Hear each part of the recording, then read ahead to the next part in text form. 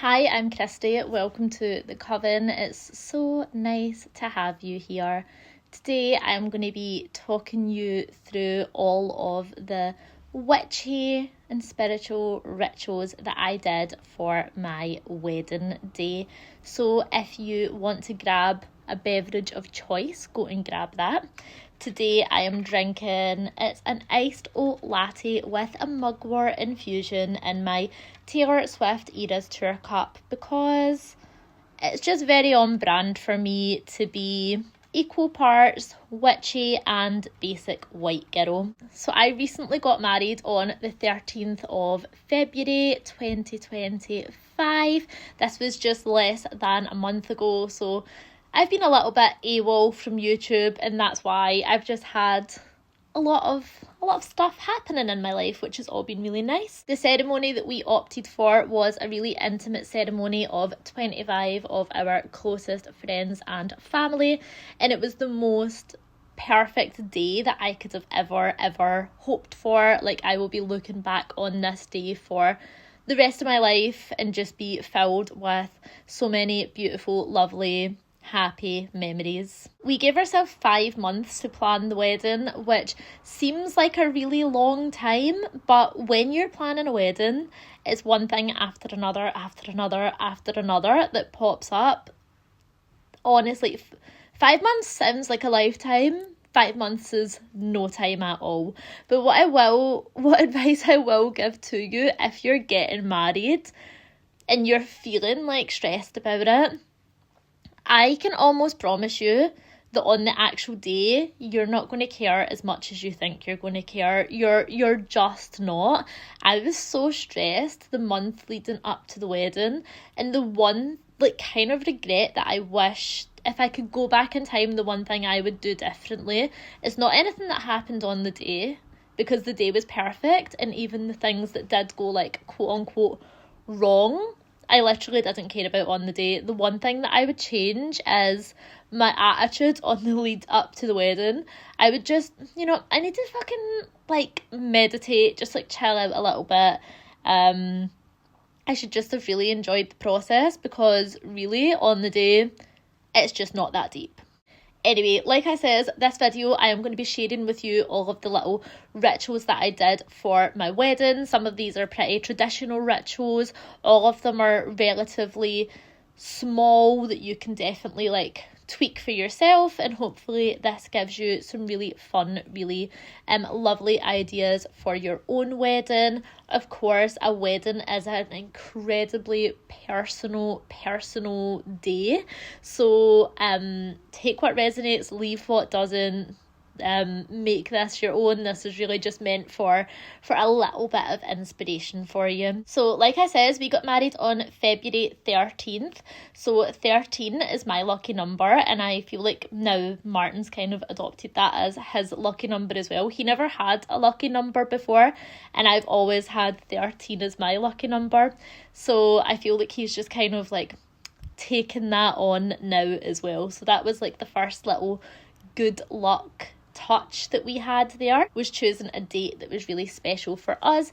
And of course, with it being in February, this is already a month of love. It's got a lot of good energy going on. I feel like it's just a very lovey-dovey month right before Valentine's Day. I think that added that extra little layer onto it. The moon became full on the 12th of February, but it was still full on the 13th of February, which when we actually booked that date, I hadn't realised that it was going to be a full moon, so it was afterwards we'd already booked it, and I was oh, let me actually check what's going on astrologically on that day, what's the moon up to that day. So it was really lovely to see that she was going to be in her full glow, amplifying any energy for us, which was really nice. A few years prior to getting married, me and my now husband did do a little ritual, a little ceremony underneath the full moon.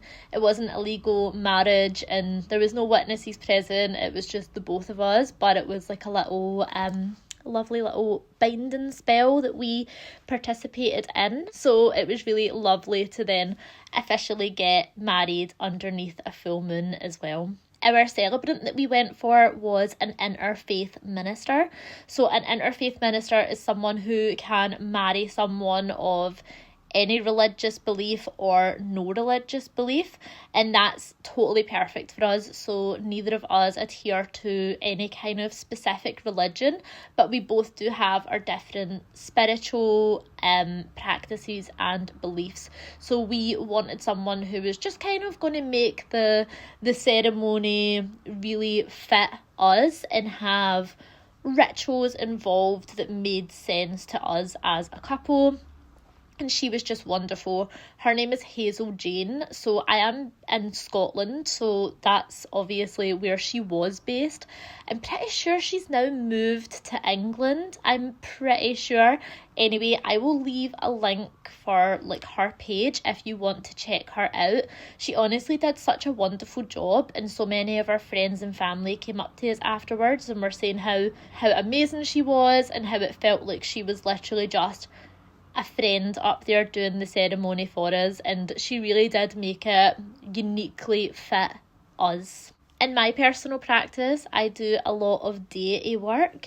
So on the lead up to the wedding, I in particular worked with Juno/Hera, who is the goddess of marriage, of course, and sacred contracts. So that just made a lot of sense for me to be working with her more.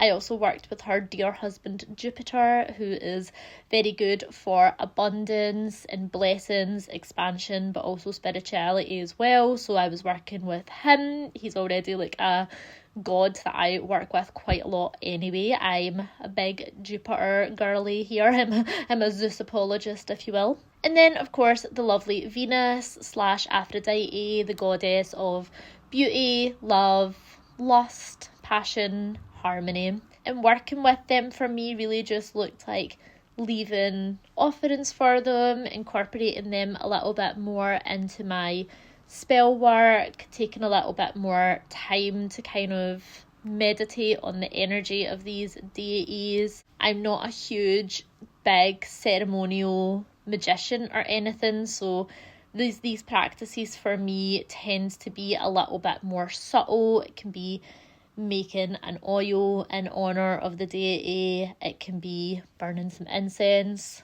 leaving them a drink as an offering, doing a little petition to them. Very, I would say, relatively simple practice. For my wedding nails, I went for a little sun, moon and stars theme, but I did incorporate the glyphs of Juno, Jupiter and Venus into my nails, again just to honour them and to really carry that energy with me. And that in my energy work practice, I work a lot with these glyphs, and I also carve these glyphs into like candles, or in glamour magic I'll use these glyphs as well to kind of embody that energy. So just by incorporating these symbols onto my nails, it made me feel like these gods were a little bit closer to me on the day.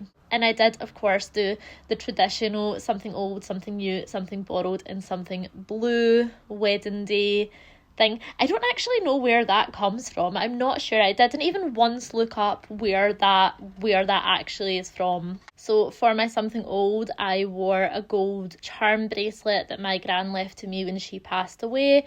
And this charm bracelet holds like a great deal of sentimental value to me. I remember when I was a little girl just being so obsessed with this charm bracelet, and I would look at it for ages and all the individual little charms. So it just felt really important to me that I would wear that on the wedding day, and it made me feel like my gran was a little bit closer to me as well. And some of the charms on it are dead cute. It's got like a little chapel on it, and you open it up and two people are getting married.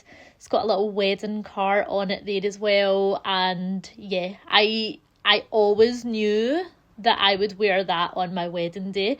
A lot of brides will typically go for more like dainty like bracelets and stuff like that, but I'm kind of a more like in your face. I had a guy say to me one time, he was like, oh, like you really love that Glasgow gold, and I was like, excuse me? Anyway, can't remember what I was saying since I was so rudely interrupted. See the amount of times that people buzz my buzzer and it's not for me? What kind of like curse can I put on my like buzzer button, I wonder? My something new was, of course, my dress. This isn't anything witchy, but just like a little fun fact if you care. The dress that I ended up going for is totally opposite from the dress that I thought I wanted. I thought I wanted a long or like 3/4 length lace sleeve dress, kind of 1950s tea length style, kind of subtle, quirky, vintage looking, but I definitely went more like princessy ball gown vibe, which I'm so glad that I did, because I did try on a tea length dress and I thought because I was short and wide that it would be super flattering on me, and it was not. And like no amount of magic would have covered up how fucking hideous I looked in that dress. So I'm really glad that I went for the dress that I did go for. For my something borrowed, my intention that I had didn't pan out. So you can take this intention if you like. So my intention was to borrow something from the earth, from a significant place that meant something to me, and then have it with me on the wedding day and return it afterwards. However, I didn't do that. So for me, I was going to go to the Glasgow necropolis because it's my favourite place in Glasgow. I just find it really peaceful. I find a walk through there very meditative, just a dead relaxing place, and I felt like having that energy with me on the day would be really ideal. However, like I said, the time before a wedding just literally like flies away like so insanely quickly. So I didn't do that, and I got married in Inverary, which is outside of Glasgow, so it's about like an hour and a half drive or something away, maybe just over that. So then my intention was, okay, I will go down to the waterfront at Inverary and I'll pick like a cute like pebble, or hopefully find a really cute like shell or something, and then I can use that for my something borrowed and put it back. But randomly, as I walked out of my hotel room to go and do this, I literally looked at the little table that was like right in front of my hotel room, and on a lamp somebody had placed a little shell right there. Like it was almost as if it was left there literally for me. So I took this as a sign from the universe that this shell was indeed left there for me, and I also took it as like a little bit of a sign from Venus, because as I said, I've been working with her on the lead up to the wedding. I mean, I again work with Venus regularly anyway, and Venus energy regularly anyway, but I just thought that was like a clear cut, there's your something borrowed, put it back. But weirdly, I did not have to put it back because I sat it on the table in my hotel room. I am entirely sure that I sat it there and I was like, okay, I need to remember and put that back. My intention was actually to just put it back where I got it from, rather than put it back to the ocean, because I just felt, I also, part of my brain was like, what if like a little kid left that shell there and then I've literally like ruined their holiday by stealing their shell? I don't know. So my intention was to put it back where I got it from, but it literally fucking disappeared. Like, I'm not joking, it disappeared. So I think Venus was like, yoink, you don't need to give me it back, I'm taking it back. So weird. And then on the wedding day, my auntie actually came to my room and she asked if I had a something borrowed, and I says, yes, I kind of found a something borrowed. And she was like, okay, well, I've brought you my garter anyway if you want to borrow that. And that was blue, so that was my something borrowed and my something blue.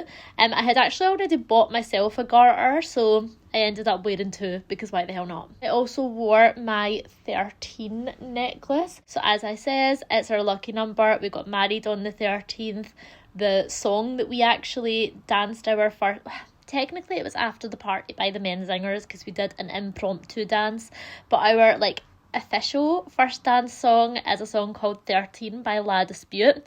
So it all tied in really nicely. And a little extra touch for me, being the big Swiftie that I am, this necklace was designed by two content creators here on YouTube called Chats and Reacts.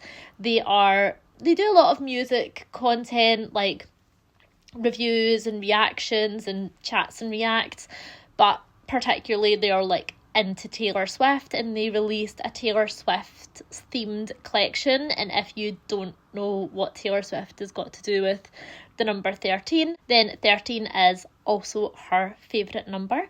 So I felt like that added like a little extra layer for me. I also got a little lover earrings. I don't know if you can see it properly there. So it's the little lover's tarot card. And I actually wore one of them and my husband wore the other one as well. And then when we met up, we were lovers united. Very sweet, very cute. And then my veil was a moon and stars veil. So this didn't really hold any witchy significance to it other than aesthetic purposes. Honestly, like if I had had more time, my intention was to do some kind of blessing on the veil or do something, but I just didn't. But it looked sick as fuck, and I would consider myself a somewhat of a celestial witch, even though I don't really like to niche myself down. Obviously I work a lot with astrology and the planets and the moon and gods and deities, so you know, moon and stars veil, it absolutely had to be. As I was saying, I wore my grand's charm bracelet, and on the lead up to the wedding I just kept thinking about how I really wished that my gran could have been there, and I hoped that on the day there would be a sign that my gran was there. And I'd just been thinking about that quite a lot.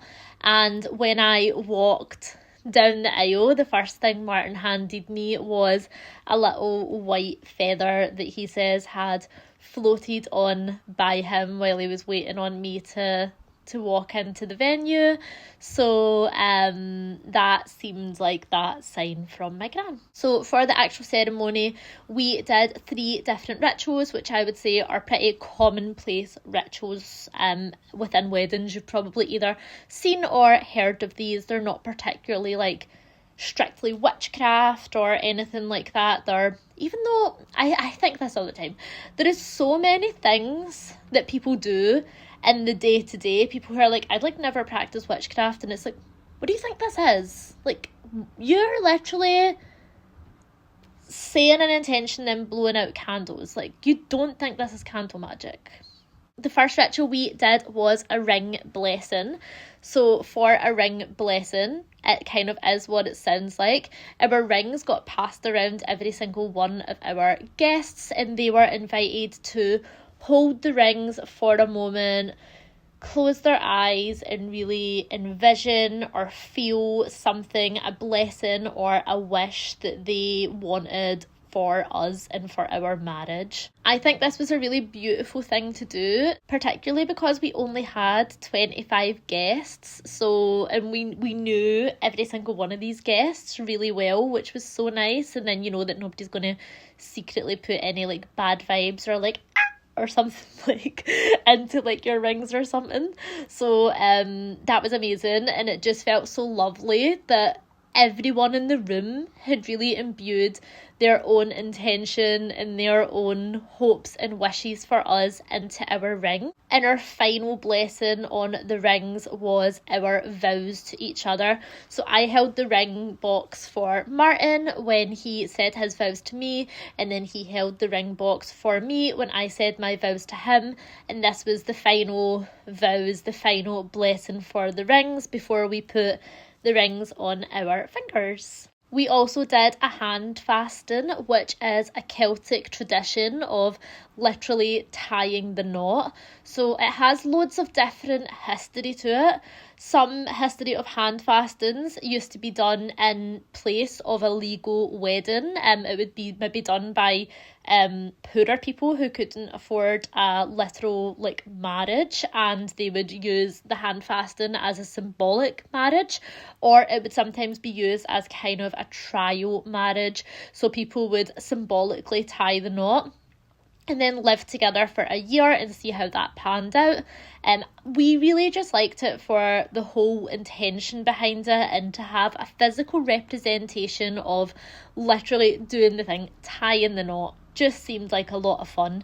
So people can choose loads of different things for this. So they can choose ribbon or like tartan, any kind of fabric. We just went for some very simple cords, and we had 3 different colours, and we chose a different intention for each colour. So we went for mocha, we went for burgundy, and we went for green as well. I'm sorry that the lighting is so dodgy, by the way. I literally actually can't do anything about it. So our burgundy cord represented love, passion and desire.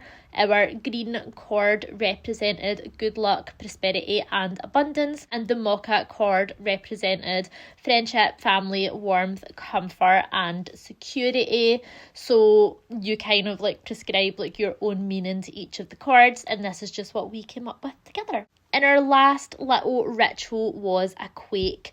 So a quaich is a little 2-handled cup, and the idea behind it is you do this after you're married, so that your first act as a married couple is in helping each other, so like assisting each other to do something. So you both take a drink out of the cup. Typically in Scottish tradition, this would normally be whiskey. However, we opted to go for red wine because this just had a little bit more significance for us, which I won't get into right now. So we opted for a little red wine, and then our little act of service to each other was to help each other drink from this quaich. The quaich that we got was a gorgeous little tiny little silver quaich. We actually didn't know it would be that tiny when we ordered it, but it was actually like fucking cute as fuck, so I'm glad that it was so tiny. And my favourite thing about it is on the bottom of the quaich is a claddagh that's carved into it. So the claddagh, if you don't know, is an Irish symbol. It's a heart with a crown and 2 hands, and it represents love, loyalty and friendship. So I am like big into claddaghs. Listen, I was around in the 90s. I was a Buffy girl. I've always literally been obsessed with claddaghs. I wear this one every single day. I have claddagh earring in here that I wear every single day. This is actually, fun fact, I got my ears pierced when I was 5, and this little claddagh earring is my very first ever set of gold hoops that I got, and I still wear it to this day. So having the claddagh there on the day was just a little added layer of kind of love, and I just love the symbolism behind the claddagh as well. So the final little touch of witchiness that we implemented in was the gifts that we gave as favours. So we knew that we wanted to give favours that were meaningful to us, handmade by us, and really intentional, and kind of like something that maybe people could take away with them and either keep forever or use. So we did like a little bit of all of this. So first of all, we made every single person a friendship bracelet, and you might be thinking that friendship bracelets aren't very magical or aren't very witchy, but I would have to disagree. I think it's one of the most magical things to literally create something for them and weave in the intention of love and friendship.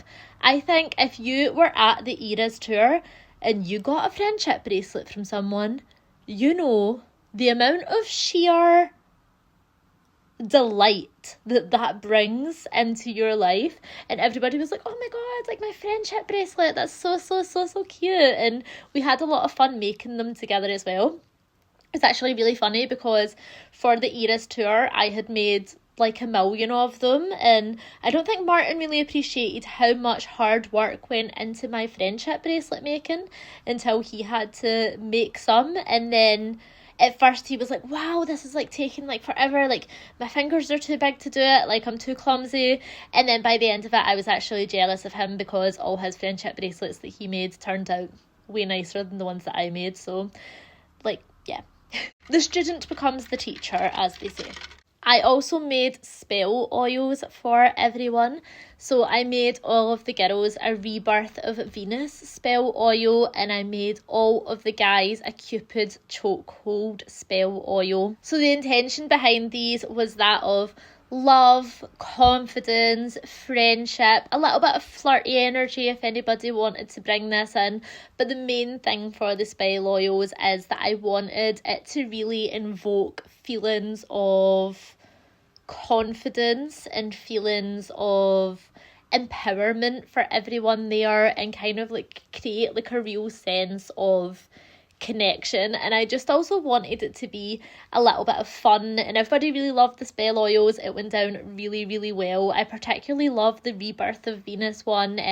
My friend who used to work for Clarins was like, oh my god, this is so nice, it smells just like Clarins. I'm like, yeah, I know. We also gave everyone a little packet of wildflower seeds as part of a spell, where we invited everyone to take the seeds, like not on the day but another day, and sprinkle the seeds over soil while thinking of an intention for someone they love, like a hope, wish or dream for someone else. And the thought behind that was wanted it to be like a selfless spell in honour of the wedding and in honour of giving love to another person. And the idea was that when the flowers started to bloom, then so would their selfless spell and wish for another person begin to bloom as well. And then we also gave everybody a little lavender rose quartz as well. So I originally was going to get everyone a rose quartz, and the shop that I went into, which is Enigma 23, on High Street in Glasgow, if you stay in Glasgow or you're visiting Glasgow. And she was like, well, have you seen the lavender quartz, which I actually had never had before. I like crystals and I have crystals, but I'm not like a crystal connoisseur, if you will. So she showed me the lavender quartz, and it's a little bit darker than a rose quartz. I would say it definitely has a different energy to it, where I would say rose quartz is pure like Venus energy. I would say that lavender rose quartz kind of brings in a little bit of that moon energy into it as well. So it's got like the elements of love, compassion, harmony, beauty, but almost like this kind of calming, sleepy quality to it. I really like it. It's like a lovely crystal. And then also me and Martin both have a little lavender rose quartz as well, which is very cute. Yeah, super cute crystal. And that is it. I hope that you managed to pull some inspiration for your own wedding or just for fun. Leave me any comments on your thoughts about any of these little rituals, and also leave some ideas for rituals down below for anybody who might be coming across this video looking for some ideas. And it's really good to kind of, share these things. Don't be a gatekeeper of magic and good ideas. Spread it out there into the world. And until next time, bye.